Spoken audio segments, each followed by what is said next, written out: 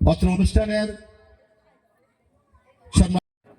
মোল্লাকান্দি যুব কল্যাণ সংঘ পাশাপাশি মালিক বেদি সাহেব গেছে।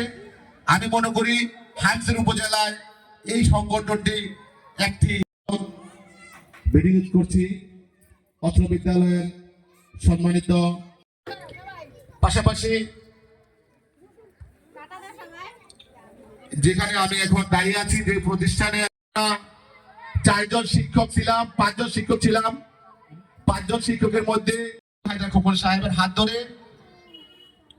এই প্রতিষ্ঠানটি বিদ্যা নিকেতন এবং প্রতিষ্ঠানটিকে সার্বিক সহযোগিতা যিনি করেছেন আজ আমাদের মাঝে নেই, কিন্তু তার স্বপ্নের তৈরি করা সংগঠন শ্রীলঙ্কার পর আমরা আমতলীতে স্থানান্তরিত করতে পেরেছি।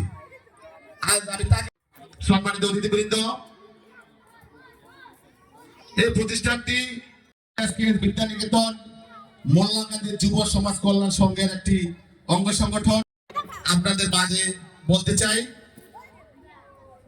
বিদ্যালয়টির নাম ছাত্রছাত্রীদের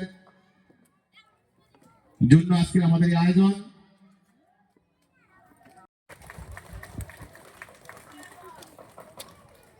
সম্মানিত অতিথিবৃন্দ, আমাদের বিদ্যালয় অধ্যয়নরত উনি যেখানে আছেন আমি ওনাকে শুভেচ্ছা জানাই। সে জায়গায় আমরা মোল্লাকান্দি যুব কল্যাণ সংঘ এবং রেজাকুল হাজা খোকন সাহেবের আমি ওনার কাছে চিরকৃতজ্ঞ। ওনার সহযোগিতা না থাকলে এই প্রতিষ্ঠানটিতে উপস্থিত আজকের অতিথিবৃন্দ,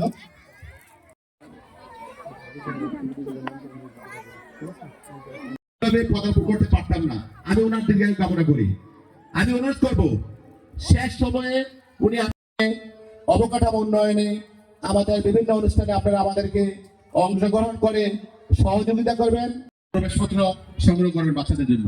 আর যদি আপনাদের সময় থাকে যে আমি বসবো, তাহলে আমাদের আসেন এখন দাঁড়ান, সামনে আসেন আসেন আসেন অভিভাবকরা আসেন, অভিভাবক যারা আছেন আসেন আসেন স্যারও আসেন। মানসিকভাবে একটা বিষয় প্রস্তুত নেওয়ার জন্য অনুরোধ করছি। বিগত 7টি বছর